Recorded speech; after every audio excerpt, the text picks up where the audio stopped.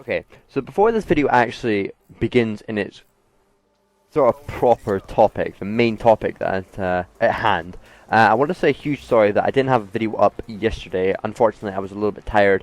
I was still feeling a little bit under the weather, and I just couldn't bring myself around to making a video. But 24 hours has basically passed, and I'm back. I'm basically back in almost full health, pretty much. Still got a couple of runny nose, but that's completely fine. That's easy. Can just stop the recording, rub my nose, and everything is all good. So feeling good, and videos will start becoming more enthusiastic, as we may say. But today I want to talk to you guys about my competitive career in Call of Duty. Now, I'm sure if you've been following me on Twitter, you guys will know that this has been a hugely discussed topic for me, and a lot of people have been confused at why I'm considering it at such great length, and why it's such a difficult decision for me. So let's go over the first bit. So why am I looking into this at such great length? Well, if none of you knew, I've done competitive career for my competitive Call of Duty career for quite a while. Not too much success, but it's probably average amount of success. But I put a lot of hours to get to where I was, and to be honest, I wasn't exactly the best in the world. I would never go out and say, I was the best in the world, I was the top of my game, there was still room for improvement, there's still room for trying to find a better team, that sort of thing. And, I put a lot of hours into actually perfecting my skill.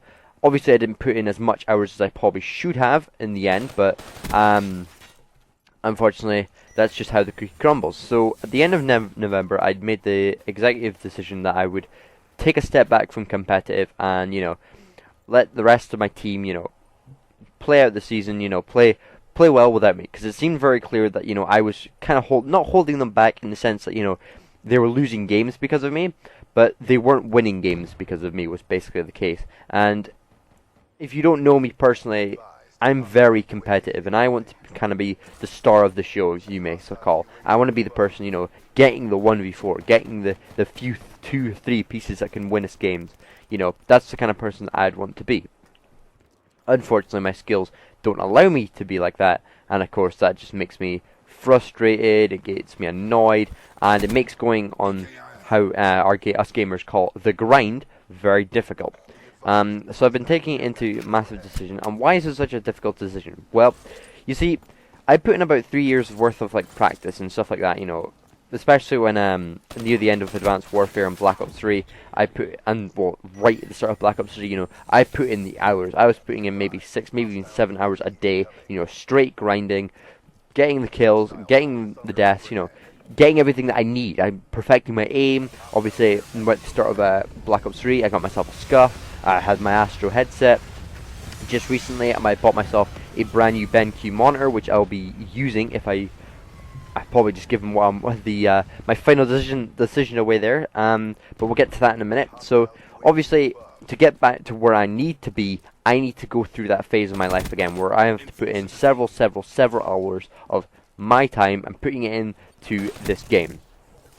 But the reason it's becoming even more difficult is because I'm at the point in my life where games soon will become a second priority, unless I get something out of it. What I mean by that is sort of getting something that will be worthwhile. So either a gaming sponsorship, or as much as I hate to say it, money. Money is a very touchy subject to speak about on YouTube, but it's true. Most competitive gamers don't do it because it's fun. Obviously, it's like a hobby that pays, but at the end of the day, it pays bills for some competitive gamers. And that's what I kind of mean, to get something out of it. And I'm sort of running out of that time, because around summertime, that's when I'm going to either be moving away to college, or getting myself a job or an apprenticeship, or moving on to another new chapter of my life that won't involve games. And that's a really sad thought for me, because I've lived with games. That's not what I'm made for, but it's my passion. I've always played games. I've played games when I was a 4-year-old. I played the PlayStation 1. I played the old Colin McRae, if you ever remember that. If you're quite older and you've been playing that kind of games, that's where my heritage of who I am. I am a gamer. That's, if someone says, what's your main aspect of life? What makes you you? And my answer is, I'm a gamer. I've always been a gamer. You know, I did my late night stops, you know, my gaming marathons, as you might call it. Obviously, gaming marathons is a thing of the past. That's something very, very old. I haven't done that in years. But you know, that's what I really enjoyed. And you know, it's a sad thought that you know that chapter of my life would come to an end. And that's kind of not why I'm doing YouTube for money, but I enjoy the recording. You know, I'm trying to get as much enjoyment out of gaming as I possibly can while I still can. And of course, YouTube sometimes helps with that. You know, I love recording, I love commentating, you know, I'm enjoying this right now. I'm enjoying talking to you guys and, you know, talking to you guys through my experience, and, you know, that's just how I enjoy YouTube. That's just how I enjoy doing that. And, you know, even though I'm not a top YouTuber, I mean, thank you very much for 100 subscribers, but I'm not the biggest YouTuber in the world, and it's very likely that I won't. Even though I will put in the hours, I'm certainly going to try and put as many videos out that are good quality as much as I can. But there's no guarantee that I'm going to hit, you know, 1 million subscribers, or I'm going to hit anything close to 1,000 subscribers. I've got a goal currently that's to get 1,000 subscribers by the end of 2016, and there's no guarantee that I'm actually going to reach that goal. I may get close, I may get nowhere near it. But that doesn't mean that I'm going to stop. That's something you shouldn't. You should keep going. Is, you know, that's your goal, that's your target. That's why I set out the target of, you know, get 1,000 subscribers, everything's all good.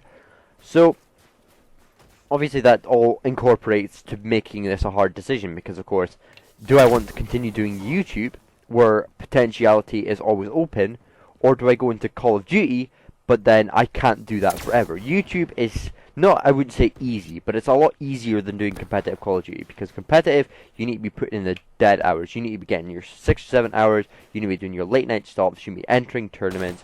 You know, that's the sort of things that fall under the category of gaming. Or competitive gaming even. That's how you become a competitive gamer. And of course, when I was growing up, one of my dreams was to become a competitive gamer. I've mentioned that in very, very old videos, but those were when I had terrible mic and I was using Share Factory. And see, that's one of the things there, Share Factory. That's what I used to record and what I used to edit my videos on. That all came through gaming. That's how that ended up a happy chapter of my life. And you know, those videos still exist on my channel, so you can go and watch them if you so wish. But they are bad quality, so don't expect too much. But compared to what I do now, you know, they're a lot better quality, and although that's taken me through gaming, that's sort of a part of YouTube, is that I have those videos there, and I have those happy memories. I don't exactly have those happy memories of the big victories that I have, but, you know, that's kind of how it is. So, this all brings me down to the final decision. Will I return to competitive Call of Duty? My answer is yes. Yes, I will be going back to competitive Call of Duty. And I will be making a video probably the same day as this goes out today, so maybe very, very soon, about my decision and how I'm going to incorporate it with YouTube, because I'm going to continue trying to do my YouTube videos as well as competitive Call of Duty. I have a plan, I have it all sort of set out there. I don't want to give away too much, because that's the whole purpose of the next tomorrow's video. Not tomorrow, the next video on my channel after this one. So yeah, that's basically it. You have my answer, and I know there's going to be some people out there who's going to be like, yes. And of course, I will be talking about all my, you know, teammates, who I'm going to be teaming with, who I'm going to be, you know, looking out for, what I'm going to be playing as, that sort of thing. Obviously, I'll then incorporate like streaming schedules and stuff like that. But that's all for next video. So hope you guys have enjoyed. If you did, make sure to press the like button and make sure to subscribe to the channel, because it really does help me out. And yeah, that's everything from me. My name is Mr. K112, and I'll see you all in the next video. Goodbye, everyone.